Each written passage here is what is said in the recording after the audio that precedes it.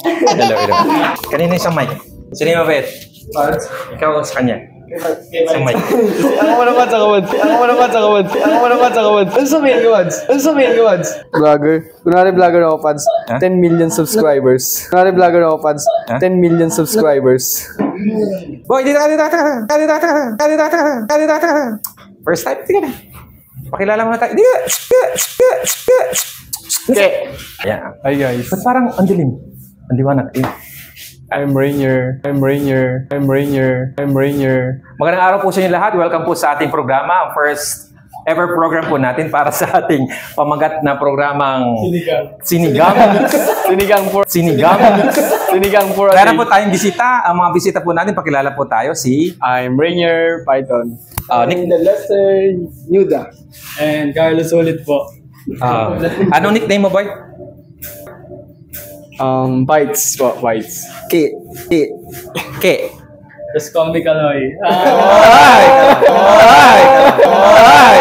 At saka syempre, ang ating Mr. Hataw kagabi. Flex Bueno.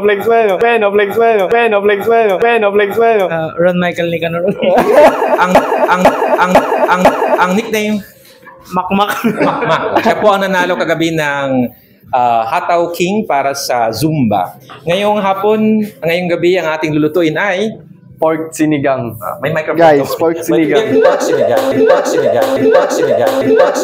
Pork Ang sinigang ating chef ala para sa Bites. ala Bites. Ang magluluto ay si Python habang kasama niya si Carlo at saka si Ke. Ay, Kaloy po. Siyempre, habang nagluluto tayo, meron din po tayo mga ibang katanungan mula po sa ating mga fans. Sa mga iba din mga subscribers po natin. Mga fans, wala naman.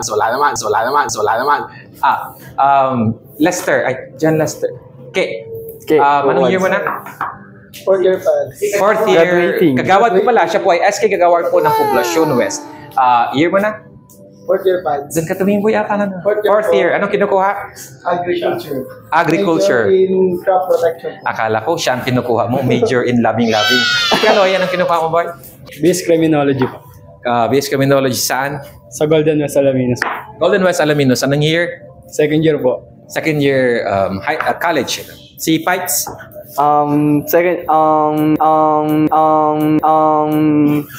Second year college po.